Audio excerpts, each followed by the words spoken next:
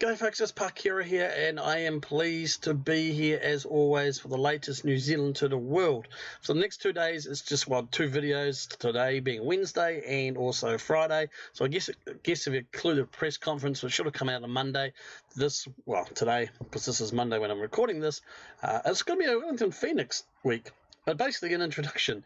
So today the plan is today to cover the Wellington Phoenix. Who are they and where have they been and what have they been up to for the last 4 years while I was winning things at North Shore United.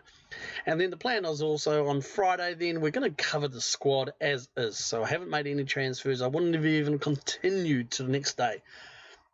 So we're just going to have a rundown of the squad on Friday, see who we need to get in, see who we need to get out, and then we'll discuss maybe seeing where the tactics are and things like that. But for today, we're going to look at the Phoenix, we're going to look at the club, look at some of his history. We're also going to check my profile, my manager's profile, because I've had some feedback, some people wanting to have a look at that, so definitely do that. And also, I'll put the shout out here on Facebook, and I also put it on Instagram if you follow me. If you want to see anything in particular, if you want me to have a look at things, or if you have any suggestions or ideas, or anything you'd just like me to maybe focus on or have a look at, just hit me down below in the comments, or just reply to those things on Facebook or Instagram. Even tweet me, and we'll go from there, because I'm always, aiming to get better. I'm always aiming to just get some input. I think it's always great to have. But anyway, I've jibbered and jabbered enough, so let's get into this. And camera's going to disappear, and we're going to look at the Phoenix.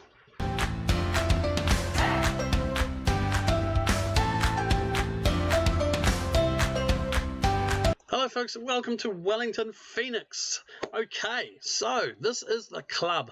This is the club that for 4 years, when I was winning things at North Shore United, well, obviously weren't doing much because they sacked their manager and I've been given the job. So straight away, you may notice down here at the bottom, there's a nice big empty little tab under honours. Empty.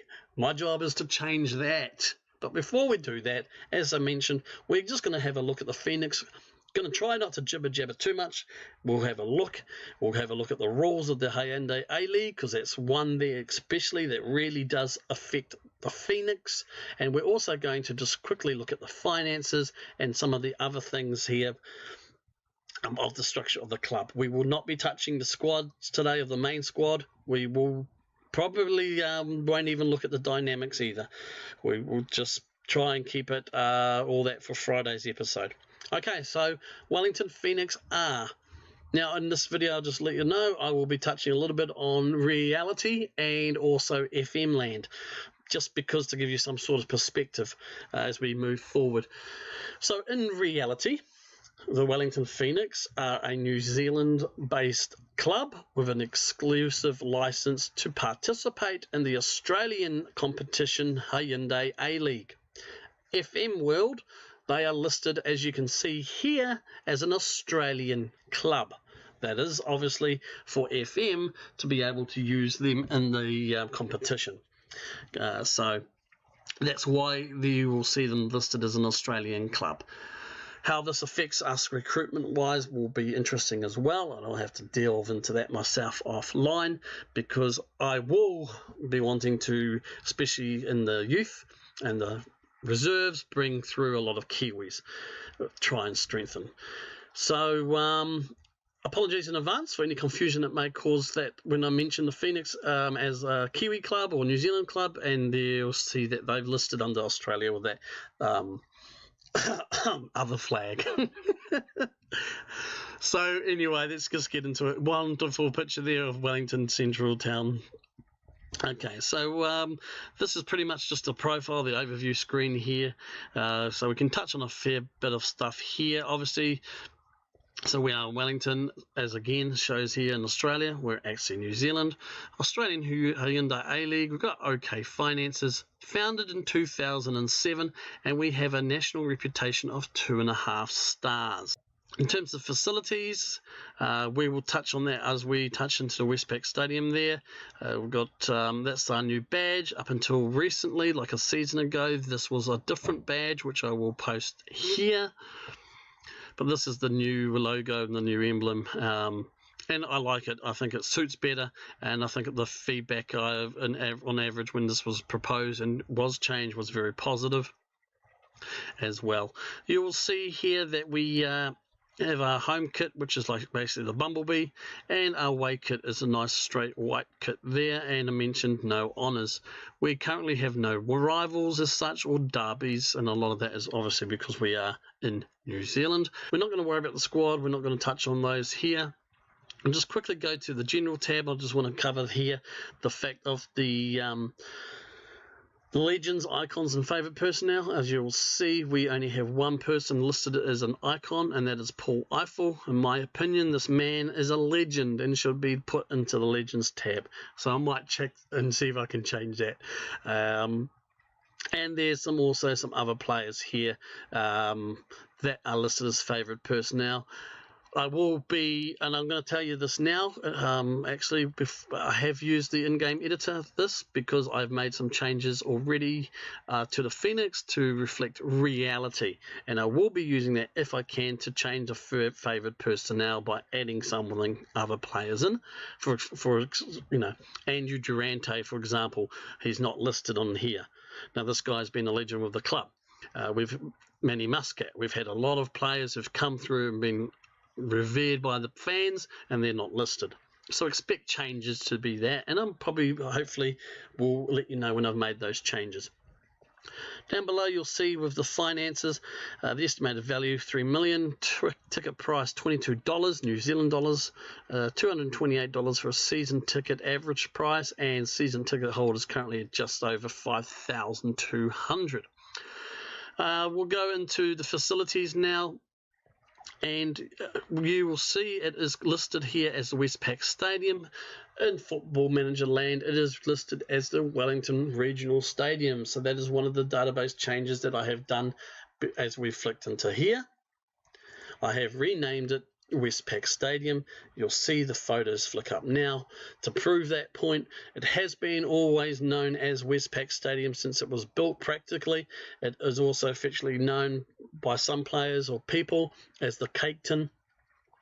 Like many stadiums in New Zealand, pretty much actually I should say all big stadiums in New Zealand, Wellington, Phoenix and other clubs, Westpac Stadium is a multi-purpose stadium. So what that means in little old New Zealand is that you will see, for example, the one-dayers and the 2020 cricket being played at Westpac Stadium. You will see the rugby union, especially the Hurricanes and the Wellington Lions, I think they're called, and the NPC playing rugby in the stadium.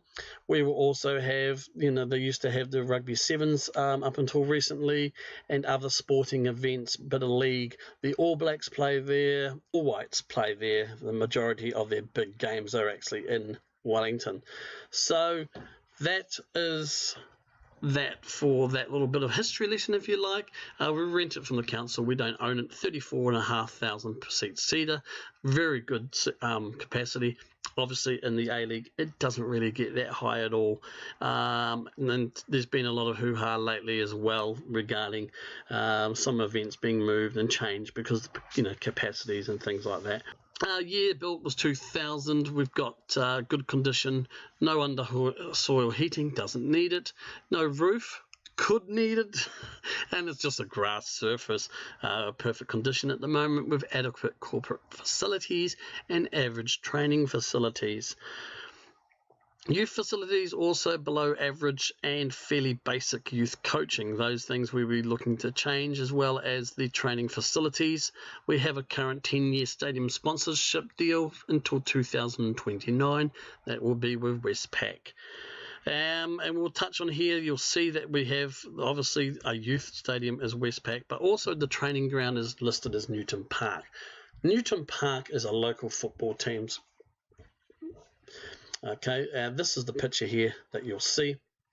It is actually home to Wellington United, Wellington Olympic, But the Phoenix and the Phoenix Reserves now use that as their home games. So that's why that's listed there. So we won't be able to really improve the training ground as much, I don't think. Maybe we can improve the facilities though. If we look at affiliates, we have 4 listed here. The APFA, so that's the Asia Pacific Football Academy. Pretty much straightforward, you know, free movement between Phoenix and their players. We get first choice options and annual friendly. ECU Geneloop, Australian-based semi-professional team, as one of our junior affiliates in Australia. I may look at changing that after the next season or during the next season to see if we can get a better team. We will touch also on Wellington United first, okay, so the local team. Basic straight junior partnership, as you can expect. In our history, well, this will take no time at all, no honours. You can see here the recent form of the team is very up and down. Like I mentioned, the highest has been 4th in 2009, 2010, and also 2011, 2012.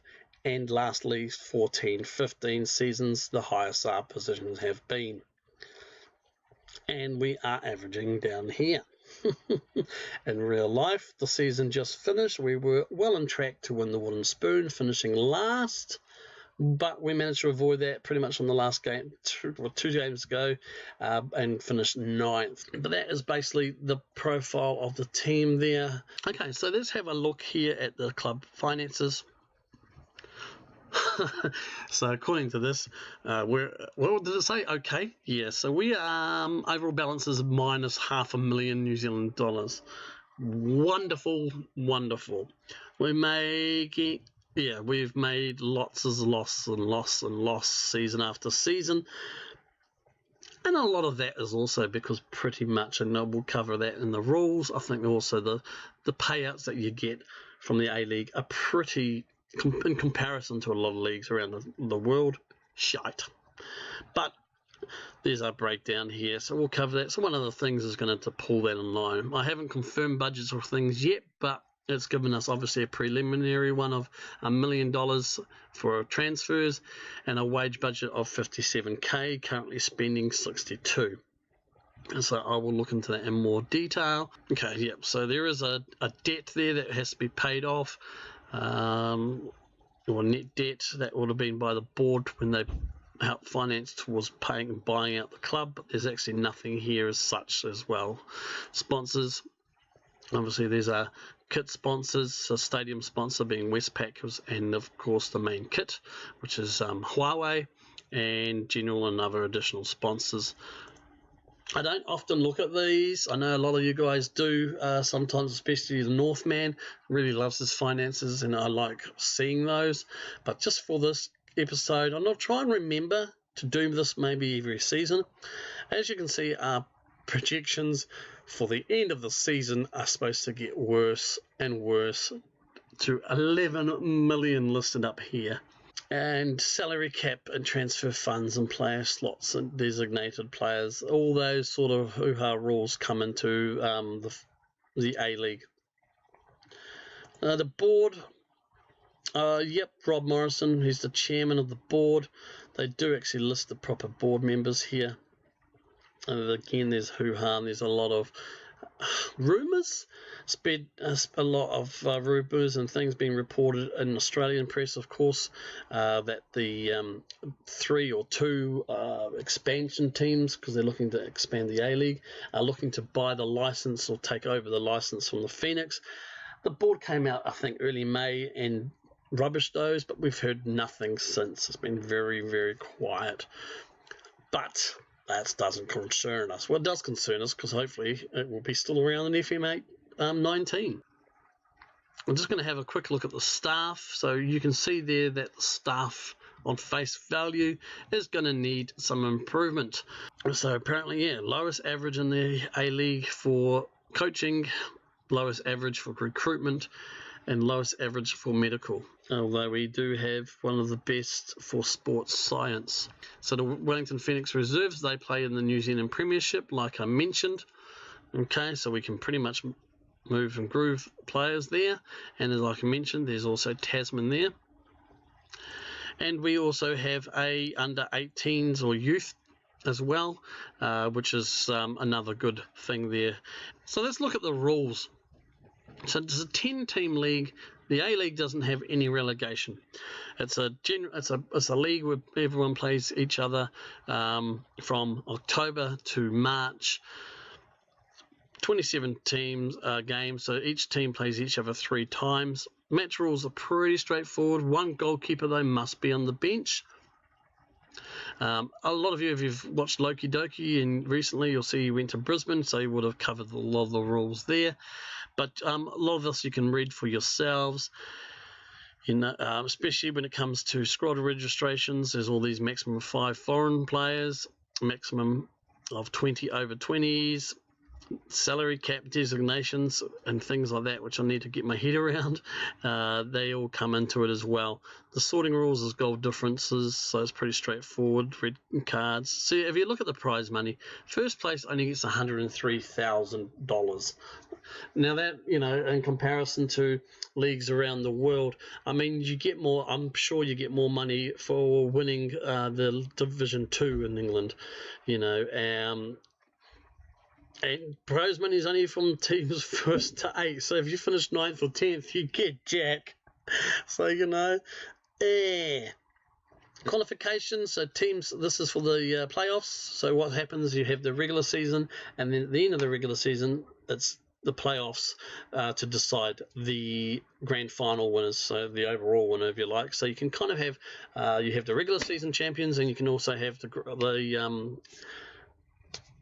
postseason, I guess, or the grand final winners. So teams placed 3rd to 6th qualified for the elimination final. The top 2 teams will automatically qualify for the semi-finals in the competition. So basically it's the top 6 teams qualify.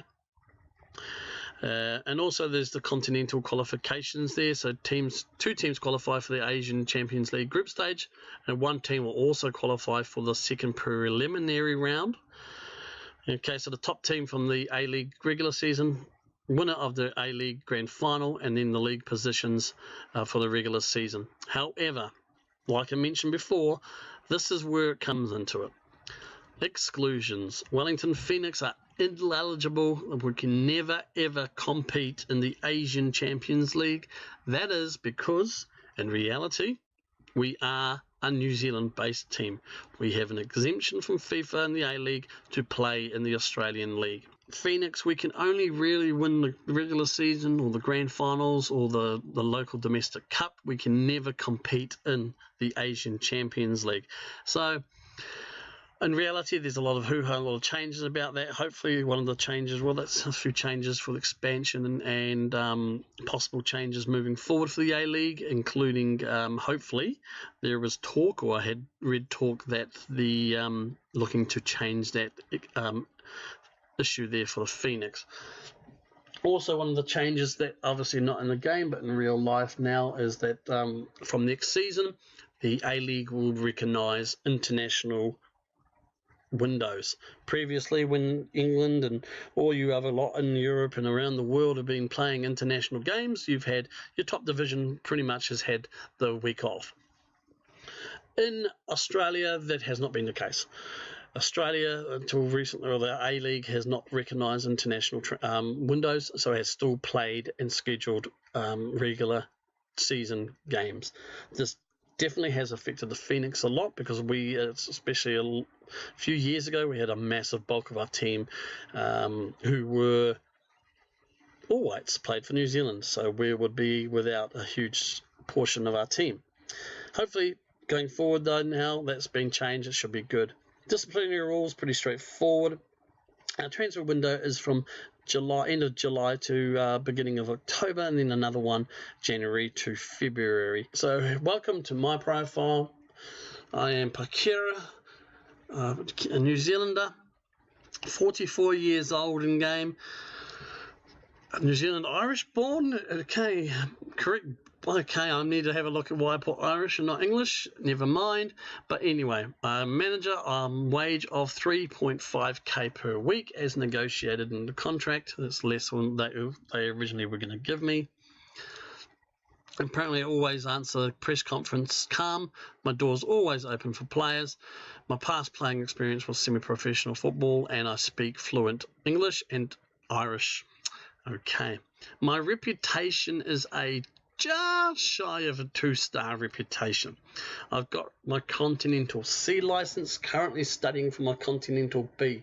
If I recall, that Continental B should be very close to completion, which would hopefully push me up to a full 2-star. Very ambitious personality. So my favourite clubs, obviously, supporter of the Phoenix, Auckland City supporter, Man United supporter, North Shore United supporter. I have, there's no personal awards. I haven't won anything because it just doesn't happen in New Zealand, especially in the regional leagues. But I have obviously 4 championships to my name as team. NRFL First Division, 2 Premier Divisions, and the Chatham Cup. Preferred tactics, obviously, is the 4-4-2. Mixed playing style, general coaching ability, pretty straightforward. Second preferred formation. We'll cover tactics shortly, actually, I will. There's my reputation. As you can see, my reputation is currently at 35%. Loyalty to players is 60%. Everything else is pretty much up there. These are still very low. Hopefully they'll kick on to double digits. Contract. Obviously there is my history. So obviously hired as North Shore United manager in 2017. Won the NRFL First Division 2018. 2020 won the NRFL Premier Division. Hired for by the New Zealand under-23s and for the Olympics. And obviously once that completed, I left the position was vacated. That's done automatically, by the way. North Shore United, then we won the Chatham Cup in 2020 as well, and retained it in 2021, whereby I resigned as manager of North Shore United and started at Wellington Phoenix. So yeah, I think it's a pretty good, solid career. Does it have anything here about loyalty to clubs? Not really. Domestic player bias, yeah, I like the look of that. So yeah, that's pretty much it. My contract info, if you want to have a look closely, there it is. I asked for a 2-year deal, which they've obviously given me eventually. No promises at the moment. How's my relationships looking? Any players? Let's have a look at players. Who loves me? Very close relationship with a bulk of that North Shore United team. It's pretty good to see. Obviously, my own players haven't happened yet. Any staff? Yep, Tom Spears, all North Shore United, obviously. Other managers? Yeah, Roy Fallon, Neil Eblin. Yeah, it is what it is. Who cares about agents and journalists? They're just a pain in the bum. My history as the overview, which we've kind of touched on. This is my second club. I'll let you have a look at that. If you want to have a look at the landmarks, there we go. Says it all, doesn't it, really? The Wellington Phoenix, as you can see here, I have yet to click on anything. I haven't even had the chat with the chairman or anything, so I won't be doing that until the following week. I do apologize for you guys if you wanted to hit me, get straight into the action, but some of the feedback is, and I was kind of leaning this way anyway, just to give you a rundown of the club, who the Phoenix are. Actually, what we will do again is I wanted to show you how they finished. So we'll go back to the beginning of the game. Well, I was appointed a North Shore United manager. They finished 7th, just missing out on qualification for the playoffs. Not bad at all. They followed us up with another 7th by 1 point, so they were doing well. And then they crashed and burned, finishing 9th. And that was enough. The season just gone. They finished 9th as well. So that was enough to see the team kick their manager out. And if we go to the club let's have a look at their managers. So you'll see there, Kalazik, he was with the club until 2020, and then Pappas was sacked after 307 days for those 9th place positions pretty much, and yeah, Dowden is mine. So wonderful. Okay guys, so let me know in the comments down below on Twitter, Facebook or Instagram, however, if I've missed something, if you'd like me to cover something on the next episode. Like I said, it's going to be involving the team, so we will pretty much we'll go through all these guys here and see what they're about, who we want to keep, who we want to get rid of, what positions we're going to be needing, and we'll also cover the dynamics of that. We'll also have a quick look at the team report, and I will also might just have a bit more of an in-depth of the staff, but we'll probably save that until the time that we have actually brought in a lot of my staff here. Alright guys, that's me. I'm out of here. Thanks for watching, fellas. Doing the thumbs up that you can't see because I haven't got the camera going. But once again, if you've got any suggestions, anything you'd like me to see or try out, let me know. I do also hope you enjoyed that little press conference I did. It was just something I don't have a green screen or anything, but I was trying to do the best I could with it. I managed to find a nice little blank wall of here where I'm staying and kind of plastered some emblems on the back of it. Hope you liked it anyway. All right, folks. Take care. I'm out of here. See ya.